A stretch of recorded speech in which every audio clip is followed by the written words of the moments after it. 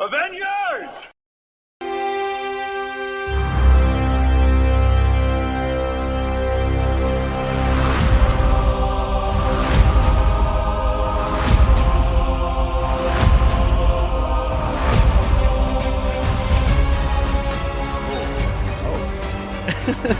My side, it went from 5 to 1. Oh, geez, that's probably my hotel internet. And welcome back to another episode of Talking Smack, where we talk superheroes, movies, animation, and comics. I'm your host, Josh Scar, and welcome to this would be what, season 3 of me tempting fate with hotel Yeah, internet? it's good that you're keeping up with the Ted Lasso theme of you're on season 3 of Internet. It's on season 3 of releasing episodes. Oh, hey, yeah. And for those of you that aren't aware, which I mean, it's all part of the same feed, so you should be aware that Joey Fitzgerald from the Game Club Pod and I have started a weekly Ted Lasso podcast called Talking Lasso, where we talk the most recent episode of Ted Lasso and where we think this final season's going. But that's not what we're here to do today. Today, I am here with Alex, as you heard. Alex, Doing how you pretty doing? good. Just got back from my younger sister's wedding, and it was a good time. It's kind of weird that after moving out when I was around 20 or so, I've been to their high school and college graduations and stuff like that. But now it's like, oh yeah, they're getting married. I did that too.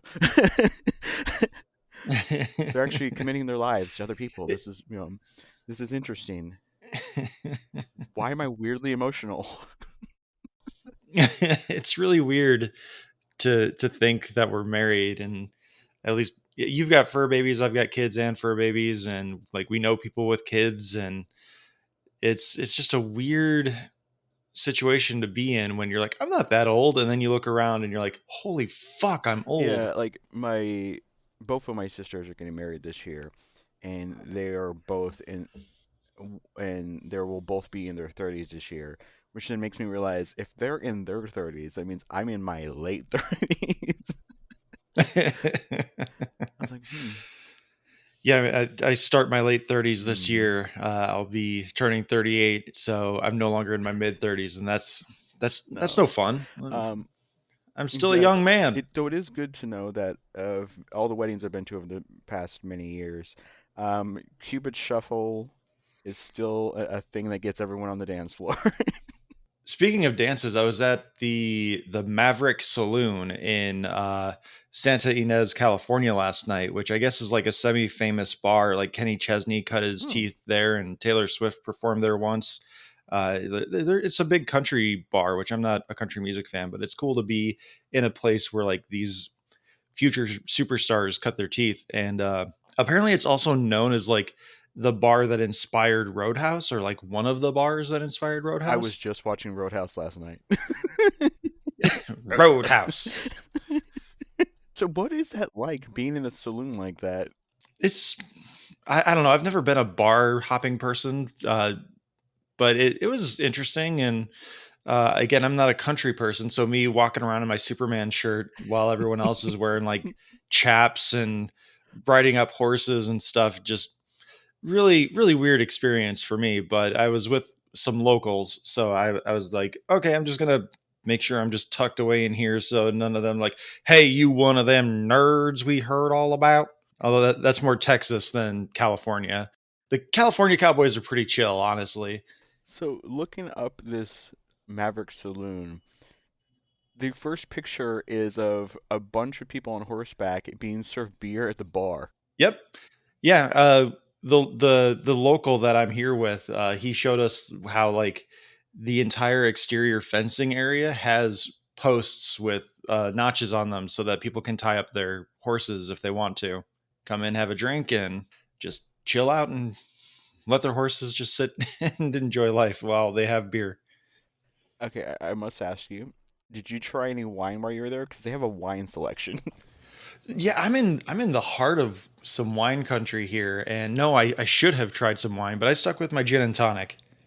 All right, so speaking of old men pretending to be young, going back to a previous talking point, we are here this week to talk about Shazam: Fury of the Gods, as well as Dungeons and Dragons: Honor Among Thieves, which we'll cover that one second because that is Hmm. technically not out yet. Alex and I got to go see an advanced screening Yeah, for we did. Amazon Prime members. But before we do any of that, we are going to hear from our buddy Caesar and his team over at the No on 15 Allcast. We will be right back. No, I'm 15. No, I'm 15. No, I'm 15. No, I'm 15. So, what's our show about?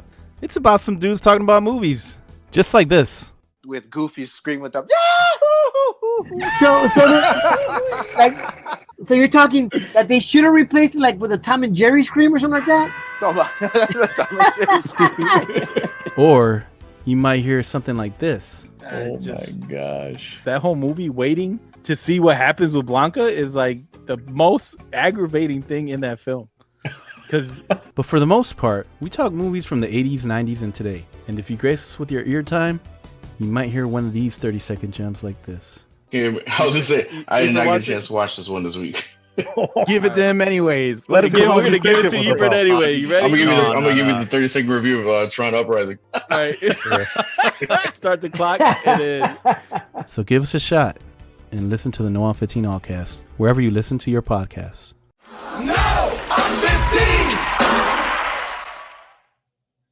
And we are back.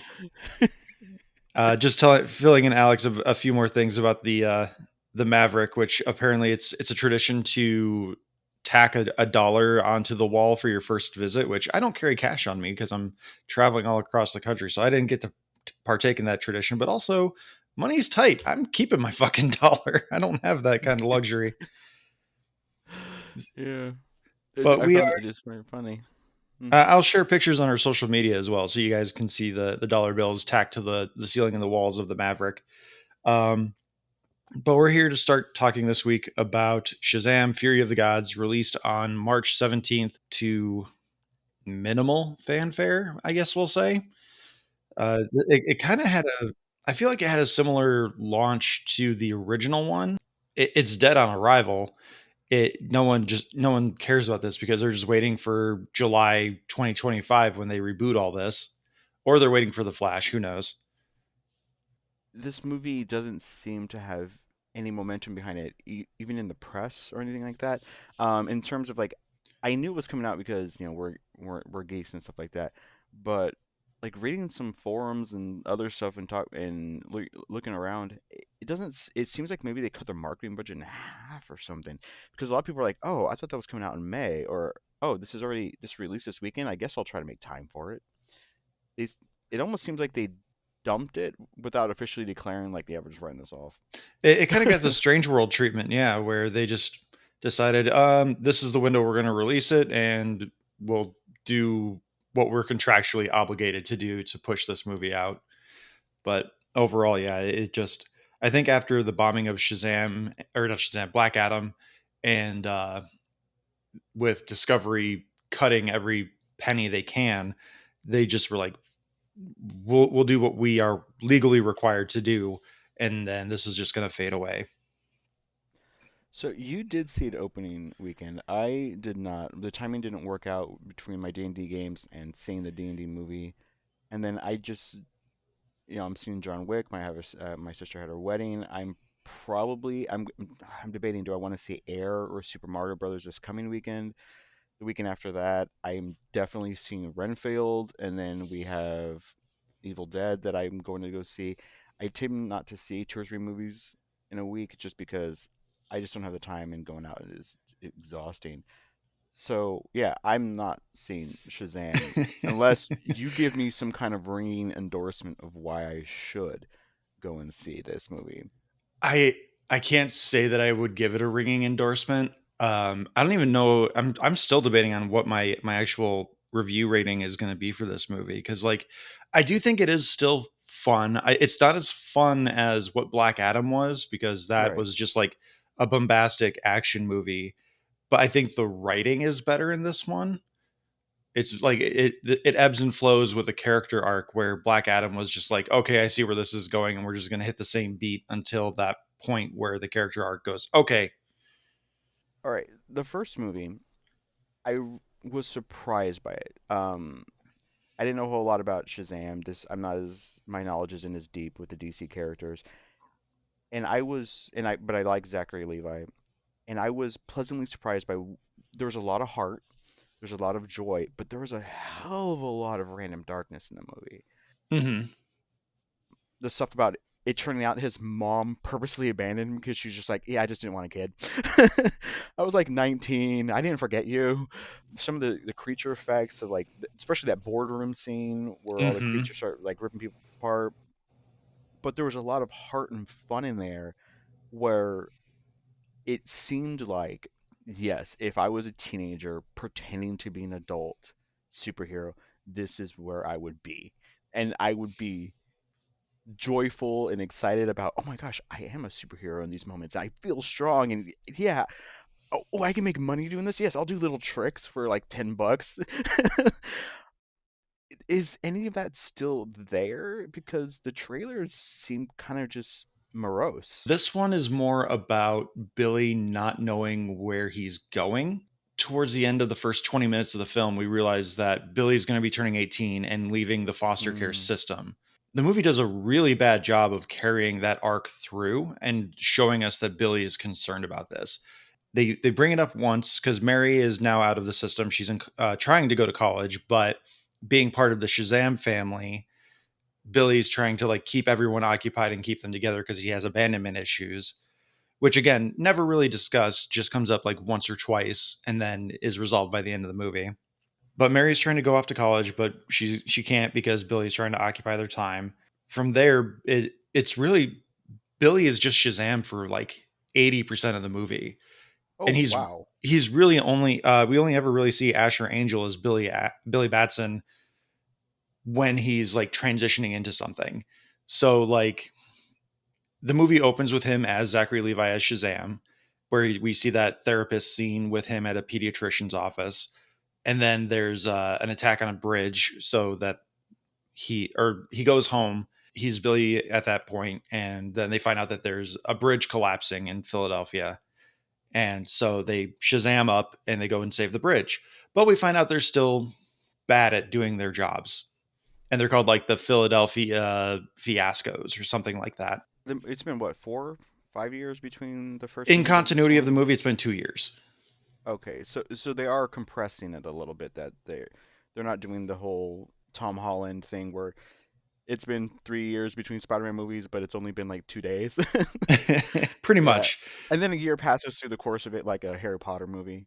Yes. So it's been two. So it's only been 2 years that they're Shazamming it up, Yes. but they're still crap at their jobs. Yes. Okay. The main antagonists of the film, Helen Mirren and Lucy Liu as Hespera and Calypso, Daughters of Atlas, which we will get into spoilers because there is more to do with the Daughters of Atlas. They're fine. I really, there was never anything that they did that I was like, oh, that's cool. I think that's where this movie really suffers, is the fact that the villains clearly just feel like they're stand-ins for what they wanted to do with Black Adam if they could get him into the movie. Like they're threatening in a way, but not really, and their motivations are weird because like the reason they haven't come into the DC universe before is because the Wizard, played by Jaimin Hinsu, had a barrier put in place to keep them locked away in their Mount Olympus, I guess is what it's supposed to be. They never really call it anything. So once the wizard dies, the barrier comes down. And in the course of the events of Shazam, when he broke the wizard's staff to kind of take power away from Dr. Sylvana, that allowed them to come between dimensions as well. Like that was the final barrier to keep them out. And so there's this really weird moment later in the movie where they're like, "You broke the staff, and that allowed these people to come through." And he's like, "How the fuck was I supposed to know that?" Which is completely valid. So before we start getting into spoilers, I guess Marvel is now, basically it's a progressive football. Every single movie now is basically like we're slowly carrying the ball forward to get to an eventual other end game. Is it obvious that this was meant to carry the ball forward to the next thing? This one was pretty. From the edit we have, it was pretty well standalone until you get to a post credit scene, which I am curious what the post credit scene means going forward, because James Gunn has said that the Flash movie will reset the DC universe. So I'm wondering if that post credit scene was just there to be a post credit scene that they filmed and they're not going to waste money by not putting it in there, which I'll get into that in spoilers because I mean it's not really a spoiler.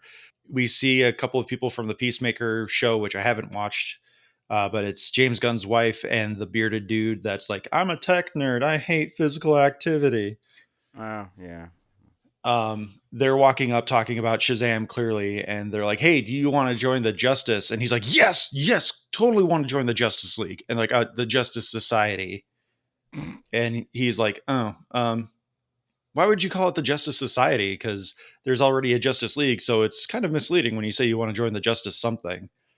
Which that there's a pretty good bit in there because he like pulls out his phone and he's like, look I'm at the thesaurus. You have the Vengeance Society, you have the Avenger Society. Ooh, I like that for some reason. Which I thought that was a great line. That was actually one that got a good laugh out of me. So before we go into spoilers, I'm gonna say it's a pass. I just talking about it more. I think there's some fun stuff in it, but overall, I think the story is so hit and miss. Yeah. And a lot of the beats are like, oh, okay, something's up with this person. Like obviously, the dialogue is still fun, but the action and the family drama just doesn't. There's not enough substance to it because I think they felt like they needed to give Zachary Levi more screen time. Well, that's unfortunate. I really liked the first one, and if he actually was like, no, it's actually good, Alex, I would be like, all right, fine. I'll figure out a place to go see it. Once it goes to HBO Max, I think then you can take 2.5 hours of your day and be like, okay, yeah, I think that was fine for a Sunday afternoon where I have nothing better to do. All right. So let's go to spoilers. We talked back and forth a bit about the trailer, and basically, does the trailer spoil how the movie's going to go? You know, they're all going to slowly lose their powers, and Shazam's going to have to do something and doubt himself because he's like, take them back to the wizard and all that stuff. And having read the wiki write up, it seems like that's kind of the plot. Yep, pretty much. Okay. The big twist is that Rachel Ziegler is the third daughter of Atlas. She plays Antia, and right from the moment she shows up, you're like, something's up with her because she zones in on Freddy, played by Jack Dylan Grazer, who he's still the heart and soul of this movie. Like, say what you will about Zachary Levi, Jack Dylan Grazer is just fantastic in these movies. He's so much fun and he plays the role real well. Overall, I think Freddy was another high point in this movie. He's kind of having a little bit of he wants to go off and do his own thing. He calls himself Captain Every Power because now everyone in the Shazam family can basically just do the Shazam thing. And he wants to go off and do his own thing, but they've made like this pact amongst the foster kids that they either all join in on Shazamming or none of them do. But Freddy kind of wants to just be able to do his own thing, have his own time, and it's perfectly understandable. Like he's a teenager and all that, but Rachel Ziegler shows up. She like zeroes in on Freddy right away, and they have this really fun meet cute. She's just asking him all these questions like, oh, do you really know these superheroes? Is this really a thing? And it's like, okay, obviously she's setting him up for something. Then you find out that she's the third daughter of Atlas. But she's the one that gets a redemption arc. Oh, okay. And then at the end of the movie, she has her power. She has her powers taken away for a short bit of time. Then she gets them back, but she's gonna hang out in the human world and kind of learn about society, kind of like a Wonder Woman sort of thing. But the main conflict is Lucy Liu's character, who is like a daughter of chaos. She decides that she's gonna plant the golden apple, the Adam and Eve apple, and plant it in the human realm, which makes it grow poorly, and it creates a bunch of God of War villains. Like it looks like they just took these things right out of God of War. You got Harpy, Cyclops, Minotaurs, and there's some like evil unicorns as well. Evil unicorns. Evil unicorns, because they make a point to show off that Darla is very, very into unicorns, and at some point in the movie, they find out that the only thing these mythical beasts are afraid of are unicorns. And Darla's like, I love unicorns. And the wizard, who is now free from his prison with the Daughters of Atlas, which they never really explain how the wizard is back. He's just like, huh, I wish I could tell you. You can't? Okay, I guess we're just moving on. But there's really really bad product placement. Like, you remember how people got pissed off at the Power Rangers movie for the Krispy Kreme subplot? Oh, yep, So the yep. unicorns, Mm-mm. they set it up early in the movie, which again, props to them for just setting up the joke. But Mhm. Darla, wanting to cheer up Mary, threw some Skittles in Mary's pockets, and then Mary did some laundry, and now her pants are all like rainbowy because the Skittles dye ran. And at the end of the movie, they find out that the unicorns need sweets to be enticed to be good or to work with people. And so Darla, having all these Skittles on her, just holds out her hand with some Skittles as a unicorn's charging at her, and she just goes, "Taste the Are you okay? If they since they set it up, that could be really funny in the moment. That was a Okay, good gag. Like I said, the writing okay, is solid for most of this. I just think really. the main story beats that they're going for, with like Billy being concerned about uh, aging out of the foster care system and his foster parents kicking him out, they don't Yeah. do enough of that. Like, that's where this movie really could have found its heart, but they were too busy letting Zachary Levi riff. Some people had complained that Zachary Levi didn't do enough to act like his younger self in the first movie, and then they're like, and it got even worse this movie. But that actually never bothered me because this is actually something I didn't like about the Netflix She-Ra show, and this is something my wife pointed out to me. A lot of these shows like He-Man, She-Ra, Shazam, as a child, to feel empowered, you want to be big. You want to be an adult. Having She-Ra just be like a 9-foot version of herself, but not an adult, didn't really work for my wife because she was like, "No, I want to be a tall. You're a child. I want to be a tall, powerful adult who can do my own things, not just a taller, geekier version of myself." That's a criticism that I actually didn't buy from the first one because if I was a child who just suddenly became a full-on adult, like the movie Big, Yeah, completely different actor. You're still gonna have mannerisms, the ability within yourself to be like, I am now an adult, but I'm still a kid, and this is great, and I get to act. The restraints are off. I'm an adult. People are gonna take me seriously, no matter how I act. So that didn't bother me for this one, for the first movie. But I heard it's even worse in the second. yeah, I can agree with that on this one especially. I think the first one is a little justified because, yeah, he's excited. He's got superhero powers. I never felt that disconnect, same as you in the first one. But in the second one, like I said, there's a disconnect between what Freddy's go or not Freddy, Billy is going through with his fear of being kicked out. Because, like I said, Mary's talking about how she needs to get a job. She wants to go to school. The foster parents are just like running paycheck to paycheck to try and feed everyone. And if once they turn 18, they're no longer getting the checks from the foster care system. Right. So it's loss of income for them. So like, once Billy turns 18, is he going to get kicked out because they can't afford to feed him? But that only comes up 3 times. Wow. All right. So the last thing I just want to know about this movie is, since it already got spoiled in one of the trailers, is Wonder Woman basically just the equivalent of the Henry Cavill not cameo in the first one, or does she actually have like a substantial role? No, she definitely doesn't have a substantial role. She has an important role, but it's not substantial. So there's a running gag with Billy Shazam that he has a big crush on Wonder Woman, and I guess he's met her at least once. Okay. And he has a dream where he and Wonder Woman are having a conversation about making their relationship public and serious. In this dream, like they never show her face, so you're like, oh, it's like the Superman thing. They Right, couldn't right, get her. yeah. And then when they finally show her face, it's the wizard. He's like invaded Billy's dream to be like, "Hey, you're an Eh, idiot. You did this thing." So that was funny. And then at the very end of the movie, which again we're in spoilers, so through the fight with the dragon and Calypso, Shazam dies because he has to like overcharge the crystal in the wizard's staff. And that causes him to die because of the explosion. And it they really try to play it up like the death of Superman and Batman v Superman. Like, the imagery is almost identical, other than there's okay. lightning going on. But at the very end of the movie, they're like, "Oh, we can't resurrect him because the staff has no charge anymore, and we need the power of the gods to do it." But Antia's powers have been taken by Calypso, and so there are Right. no more Greek gods that can charge the staff. And then oh Ah. God, I hate the Wonder Woman riff so much It is They tried her not. the guitar. So they're like, oh man, it's such a somber moment. I'm like, it's not heroic. It's not good. Don't put that in my ears. It's not something I want to hear right now. And Wonder Woman shows up, and it's Gal Gadot, but she's very clearly filmed on a separate set in a separate place, and they just green screened her or volumed her Right. into the same space.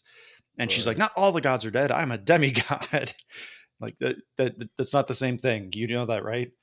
But she recharges the staff, and they resurrect Billy, and that's kind of it.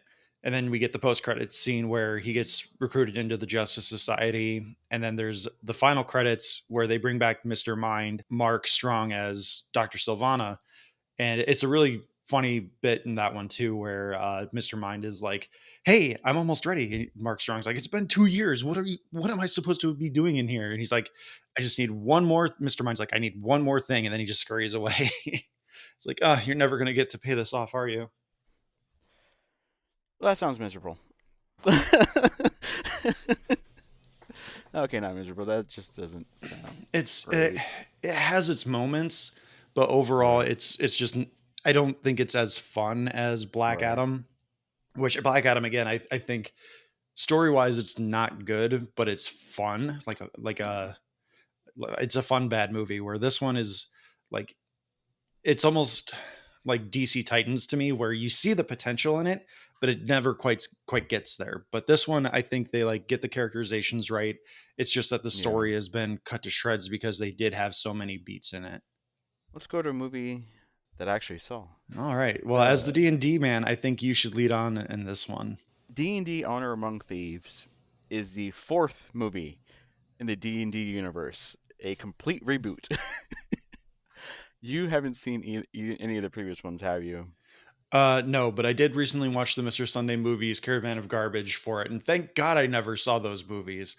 Those dragon effects are so bad. Like, I remember people getting mad about Dragonheart, and I'm like, Dragonheart looks like Avatar compared to this.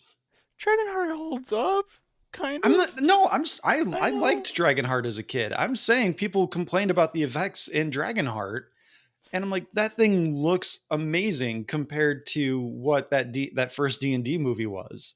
Yeah. So, yeah, the first one is they tried to like mummy it. They tried to do something with it. I mean, it actually got a theatrical release. It had Marlon Wayans, Thor Birch, Jeremy Irons, really hot names in the late 90s, early 2000s, and it was just not great. The second one was 5 years later, was direct to video. The third one was 7 years later, and Wasn't it like a sci-fi exclusive? it might have been direct to sci-fi. Now, the third one I actually do kind of love because it has a scene in it that is so bad.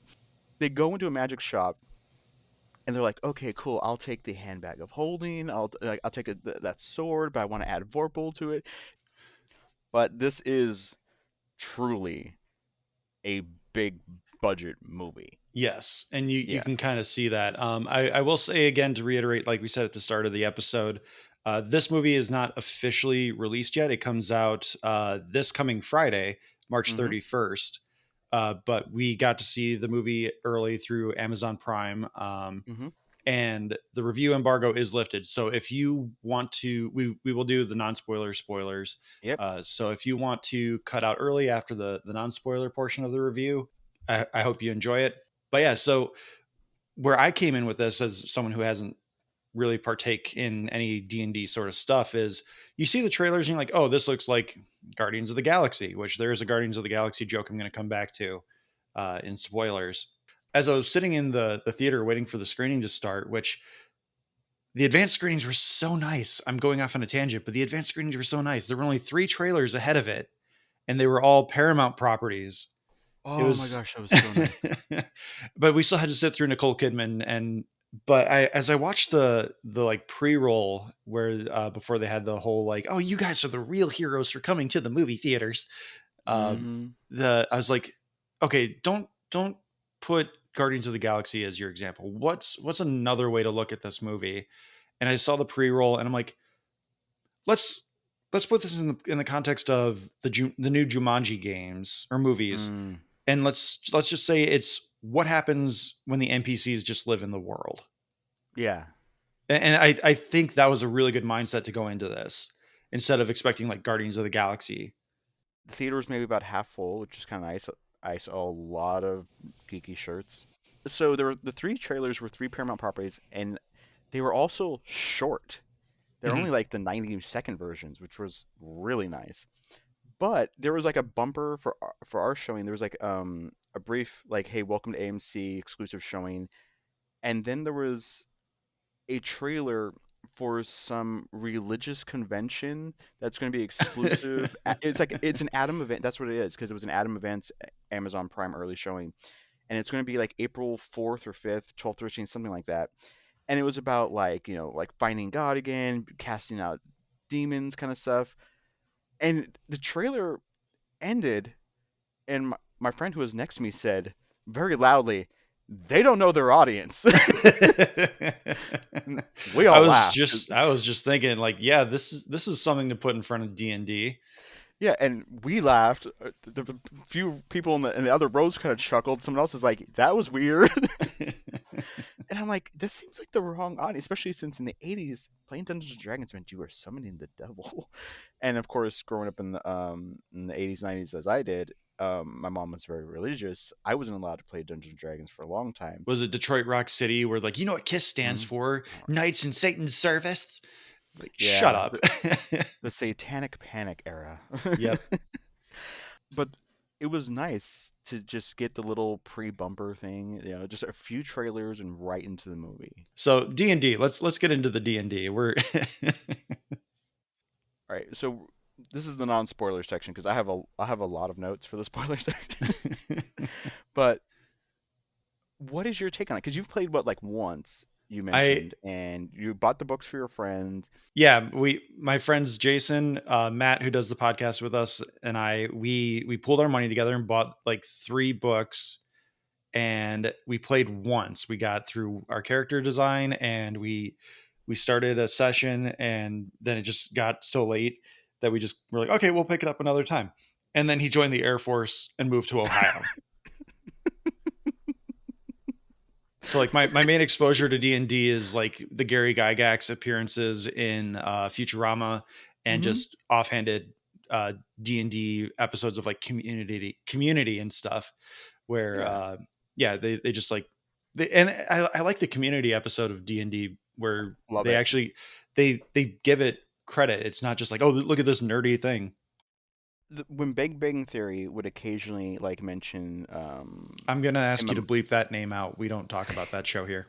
okay, there was a different geeky show that would try to like do lip service to games, and they never did it right, and it ticked me off so much because it was obvious the people who wrote the show were only surfacely aware of something enough to try to get gag jokes out of it versus the community episode, which had reverence for the game and was obvious that they play because of the silly stuff they were doing and they're having their characters do.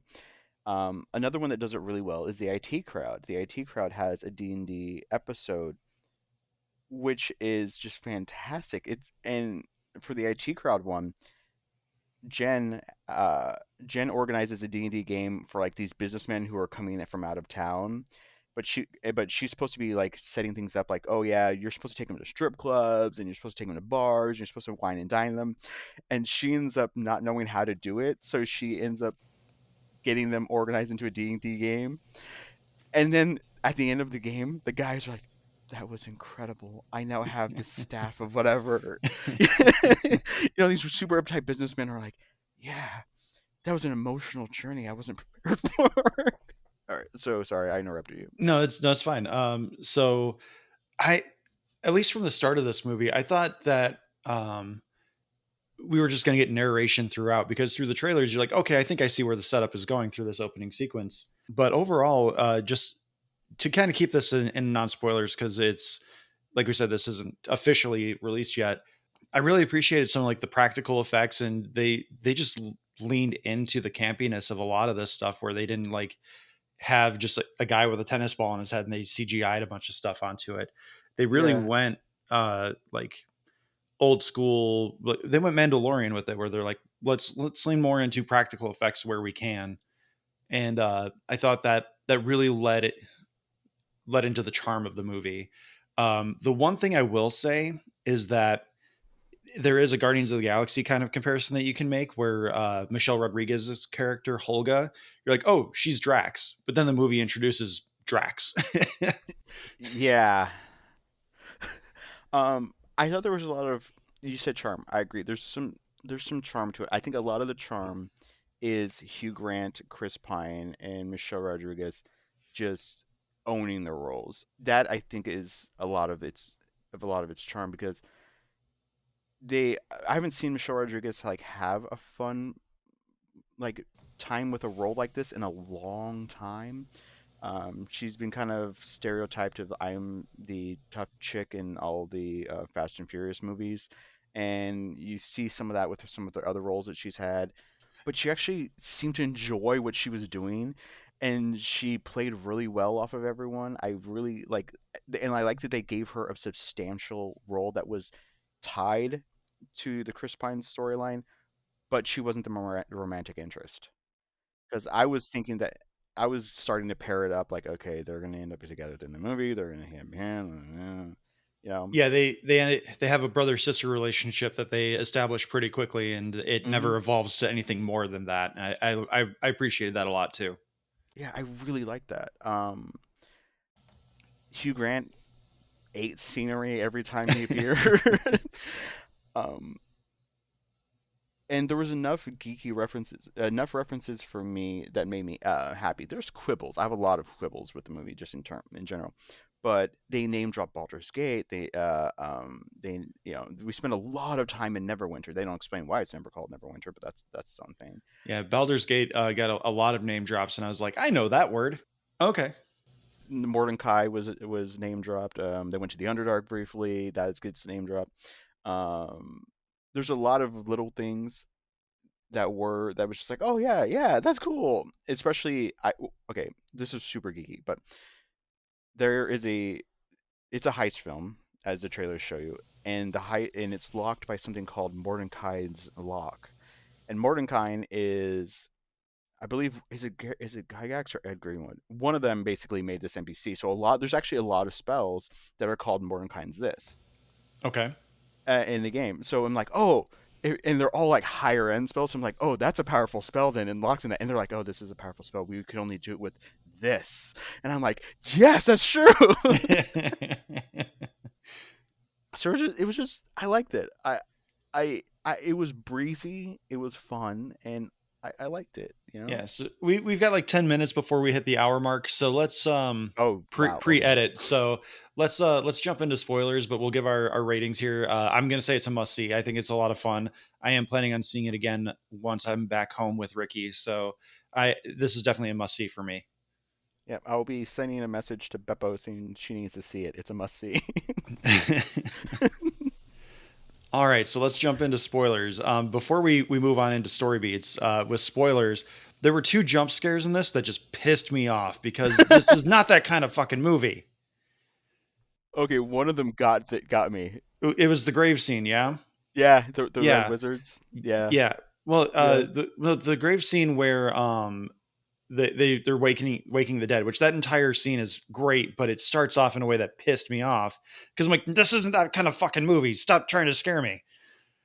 And where the first fallen, Oh, where the first guy that they wake up, you get the loud screech and you think like, oh, he's gonna be evil or something, and like, oh no, he's like Korg in Thor. mhm. He's just like, oh hey guys, how's it going? Oh yeah. So that wasn't the one that got me. That one just made me laugh because I expected it. I wasn't expecting the like shock of. I was expecting him to be like, oh, but I wasn't expecting like the jump scares, like just Yeah. amplified volume. And then the other jump scare that got me was the in the labyrinth with the panther octopus thing. They tried to do a quick like turn the corner and there's the thing, and I'm like, Yeah. ah. Oh, see, yeah, that was a displacer piece. The one that I jumped was when the Red Wizards are doing doing the ritual during the flashback of like whatever happened with in Thay, and it's all the mist and stuff is flowing everywhere, and like when the paladins running, and all of a Oh sudden like yeah. three of them burst forth from the fog. That's got me. I mean, I knew it was coming. It's coming. They always do this shit, but it was so sudden. And then you have like the zombie-ish makeup and like the and stuff, and just, I literally jumped, and my wife would start giggling, and I'm like, shut up. Yeah, see, that one I don't think that one got me, but I understood the context of that one, Yeah, where it was jokes in the grave scene, and then out of nowhere it's like jump scare, and like, oh fuck you. yeah. So let's get into some of your quibbles and other things within the spoilers here. Okay, so one of my quibbles is, oh my god, the tabaxi looked horrible and scared the shit out of me. Tabaxi are the cat people. Those are for those that don't know. If you want to know what a tabaxi is, look at our thumbnail. Alex is a tabaxi. Yes. It looked like they took like an animatronic like leopard and just made it stand up, and it's like and the facial expressions were wrong. I found that just charming because again it felt kind of like going back to an 80s Willow Star Wars. Um, Okay. I took it more as that like it was just like a charming throwback to practical effects, Henson House sort of animatronics. Okay, I can see that. But the Aarakocra I thought was pretty good. The bird judge. Yes, Yeah. Jonathan. Yeah, yeah. Is Jonathan going to be here? He's really important to my story. The Dragonborn effects were good. You saw a few of those. The So my main quibble lies in within two things. One is that somebody ran out of money for CGI because there were moments that looked beautiful, that looked actually really well, but then this prolonged chase sequence with the druid shapeshifter, which they just call her name's what? Sophia Lilith. She is one of the main children from the It chapter 1, chapter 2. Yeah, they call Doris. yeah, her name's Doric in this she's a tiefling. That chase sequence didn't work for me because the CGI between things was so weirdly done. It was obvious it was all filmed separately. Like, yeah, we're just gonna put this all in the camera in a computer program and just make this chase sequence happen. Because you're changing from like the fly to the mouse to the cat to the bird to deer to it's and It was cut to be a oneer too, which I thought that was cool. But yeah, it definitely the quality of that shot definitely did yeah, not hold up to everything else in the film.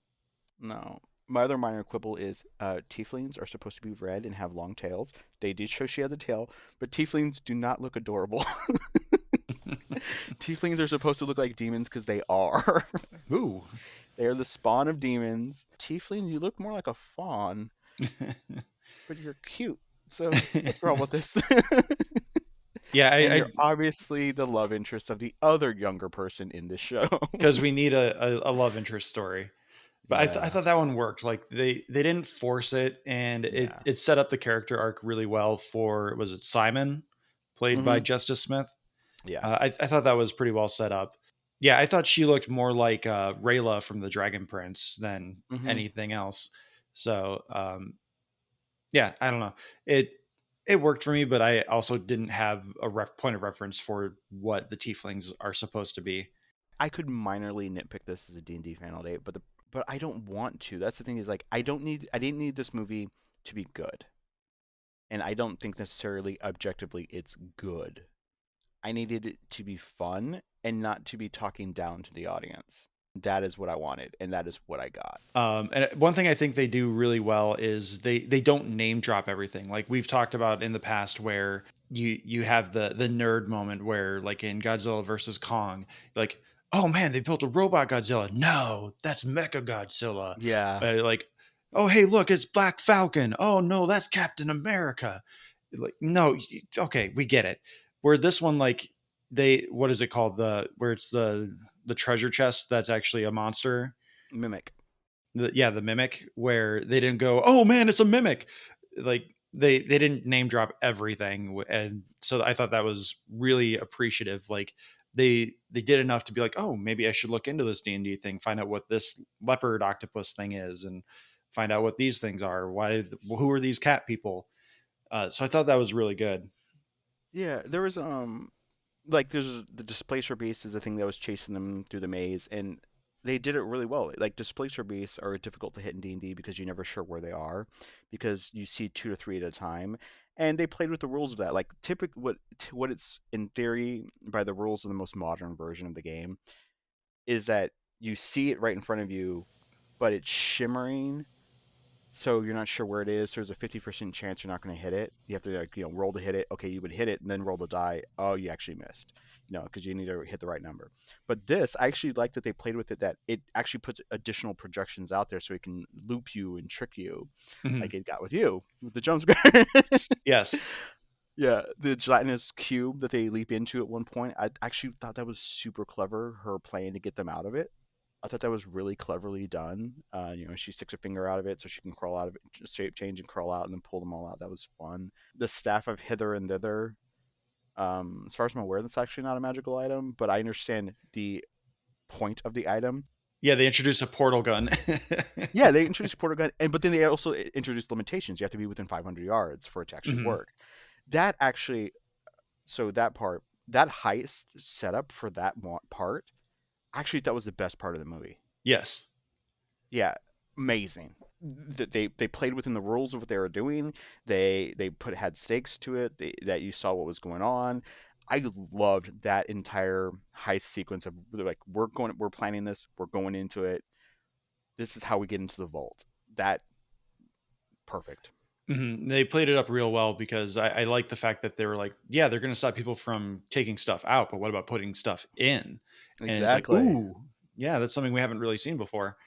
So I teased a Guardians of the Galaxy thing. I think I'm going to go into that first before I go into a spoiler question about a nation of zombies that apparently exist in the D&D world. But I want to get into this Rocket Raccoon joke because again, people are talking about like, oh, this feels like Guardians of the Galaxy, but with D&D, medieval times, whatever. And Yeah. so I'm sitting here watching this movie and I'm just like, I wonder who the Rocket Raccoon is. And then we take a little side journey to Holga's old flame.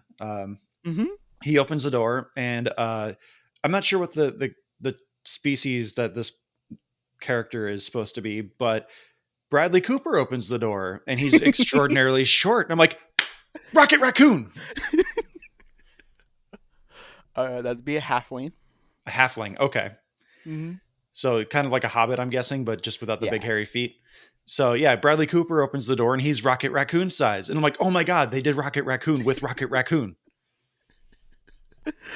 So it took me a moment to realize that was Bradley Cooper. I'm like, that kind of looks like Bradley Cooper. And because they made his voice like pitched up slightly because he's shorter. Yep.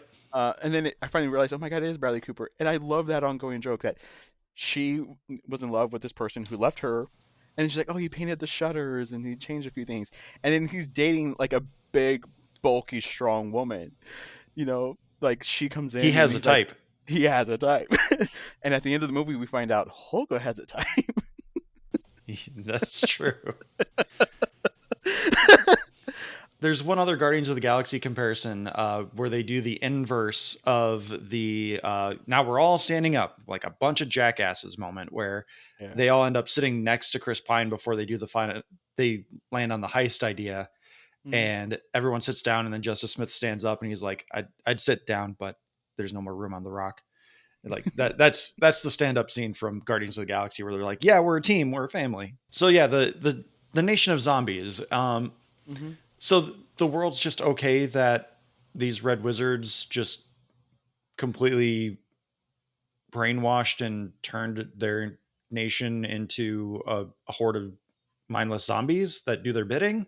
So what actually another thing I firmly liked, they actually said, this setting is called the Forgotten Realms. It's one of the main settings. Typically, they consider it the default setting for D&D. And they actually mentioned that they're on the Sword Coast, and they actually do that beautiful map shot showing like the world as it's set up. They started at the spine of the world, which is where the prison was, way up there and stuff like that. I thought that was lovely. Basically, the Red Wizards of Thay are they're assholes. They use dark magic. They're all about death and destruction. They corrupt unicorns to turn them into black unicorns, and basically they just have their own. They've carved out part of the world for themselves, and you can't really fight them really well. I mean, a lot of campaigns are we're gonna go fight the Red Wizards, or the Red Wizards are intruding within our area, and we have to fight them off. We've pushed them back to their borders that they took over long ago, kind of thing. That's kind of what that is.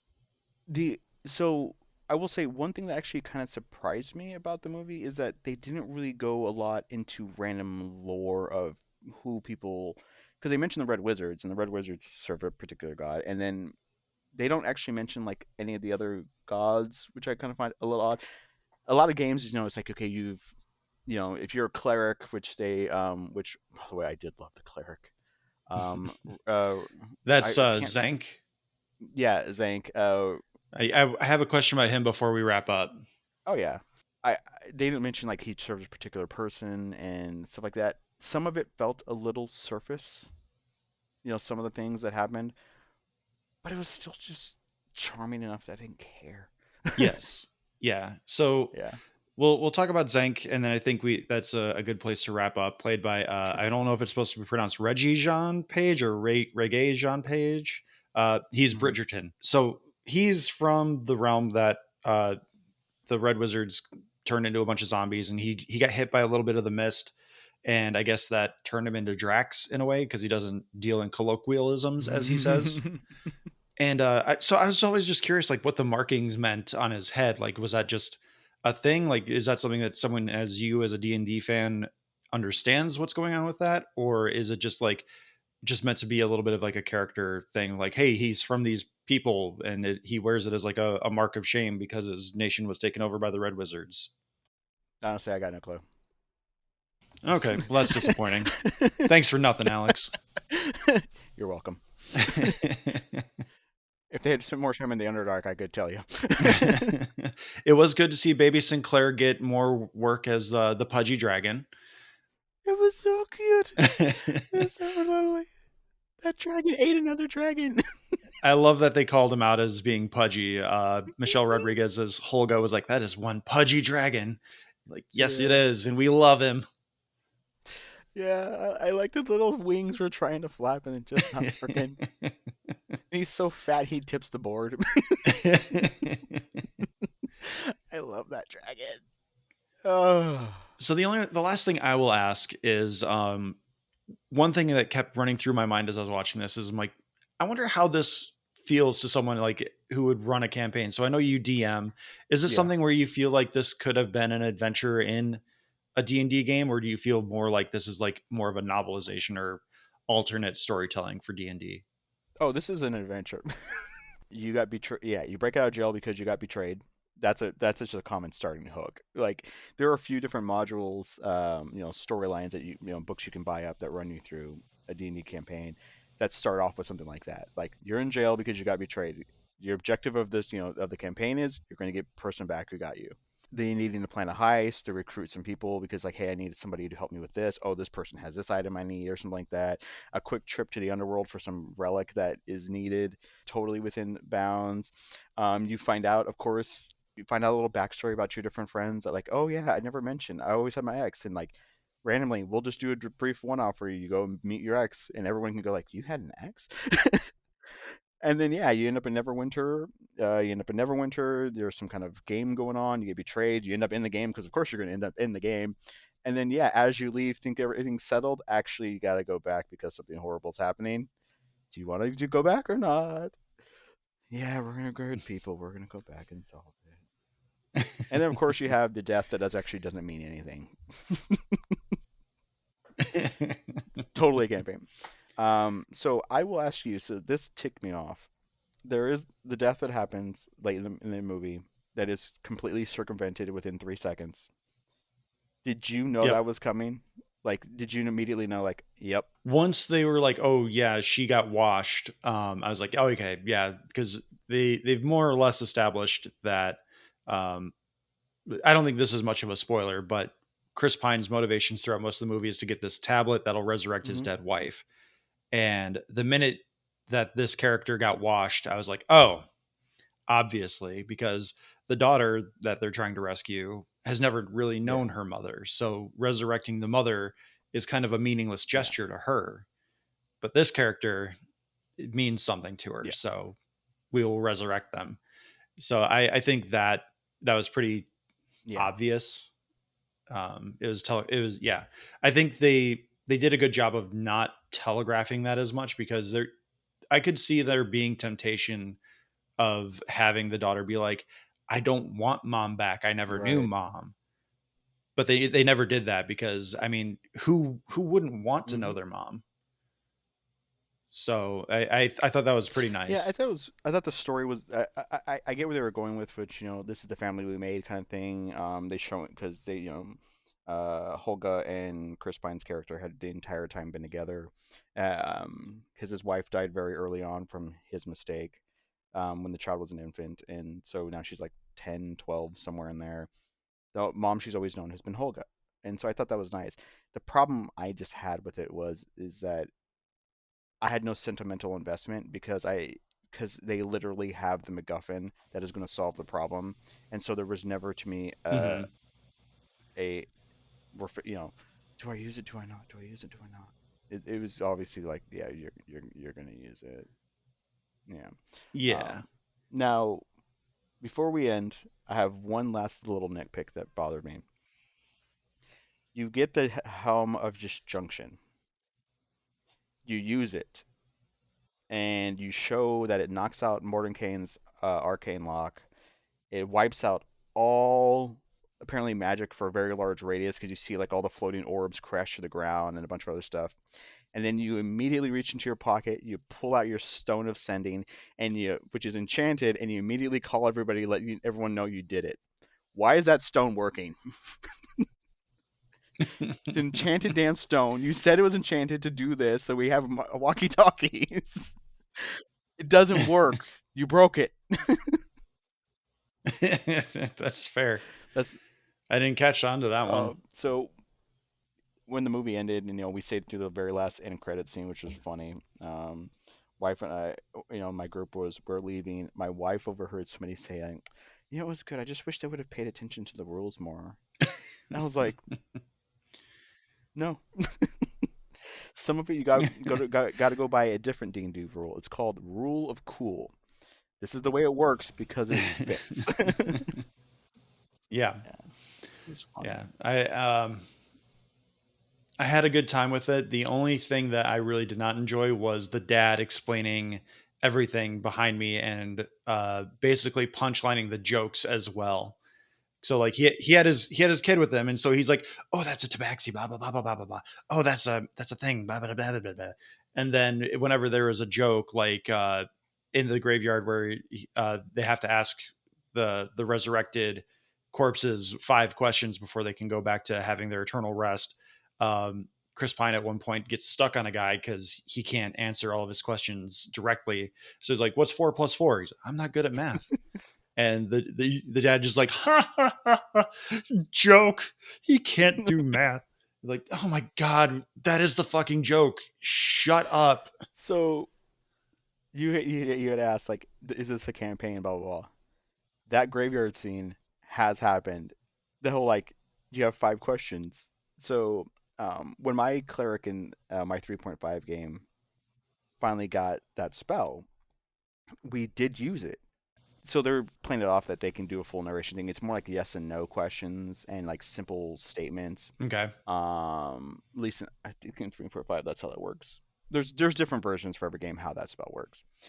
But we've had that happen where it's like, okay, I used all my 5 questions. Crap, I need to res another body. Or you ask you ask the questions, but they didn't see anything. Like, okay, who killed you? I don't know. I was stabbed in the back. Shit. Okay, was there anyone else around? Yes, man in green jacket, blah blah blah. Okay, what species were they? Elf. Okay, okay, we're looking for elf in a green jacket. you know, they saw something. So go ask somebody else. So yeah, so we learned in our game, we learned when we're using that spell that our characters have to think ahead of time. What are our questions? What is the order? if the answer is this, we will swap out a question because we can't be sitting around going, does anyone else have any questions? Oh, damn it. Yeah, if they hear the question, then that Yeah. counts apparently. Yeah. So no, that was fun. Yeah. So for me, I guess the question is, did this work for you? Are you interested in a second movie, and B, actually carving out 3 hours and playing D&D sometime? A, yes. B, no. Ah, damn it. Yeah, I do not have the time, and I know I've got the Ted Lasso thing that I'm doing with Joey for the next 10 more weeks, I think. Yep. And now Ricky also wants to create a side project, so Spoilers. What is the side yeah. project? We haven't settled on a name for it yet, but it's gonna be fun. So I'm gonna just leave it at that and tease it. But Okay. let's just say I have a lot of books on my shelf now. Uh-oh. So we'll leave it at that, and we will start wrapping up. Alex, thanks so much for your time this morning, and also you're the one doing the edit for this week, so I appreciate your time on that as well. Please follow us on Twitter. You can follow me at Josh_Scar. You can follow the podcast at Talking Smack Pod. We are also on Post, Hive, and Facebook, as well as YouTube, but YouTube is kind of just because I wanted to make sure we had the account. I would eventually like to start getting into Let's Plays, but obviously that's going to take time. Please join our Discord. Alex, please tell everyone about our Discord. Our Discord, we have many, many rooms in which you can join and converse with us, and sometimes we actually appear to talk with you. You can also group up. We have a variety of conversations going. I get pinged all day long. It's just a good time. And I will say, we should actually be using our Discord eventually to actually be playing games. There's a voice chat for a reason, Josh. Oh yeah, I'm down with that. I just gotta find the time. You can email us at tsmackpod@gmail.com. You can find the link to our Discord in the episode description as well. Thank you to Leo Allen for our musical themes, and Beppo for our original avatars, Retro Ale Studios for our Ricky avatar. Please like, subscribe, rate, review the podcast on your podcatcher of choice. And most importantly, Alex, who is running our theme music this week? Lauren Balfe, fresh off of Dungeons and Dragons, and apparently doing the Mission Impossible sequels too. I did not realize that. No, they got rid of Michael GMO Cappuccino. Mm-hmm. Apparently, Cappuccino is too busy doing horror movies for MCU. Yeah, okay. Well, thanks again, everyone, for listening. Take care and play D&D. Yeah.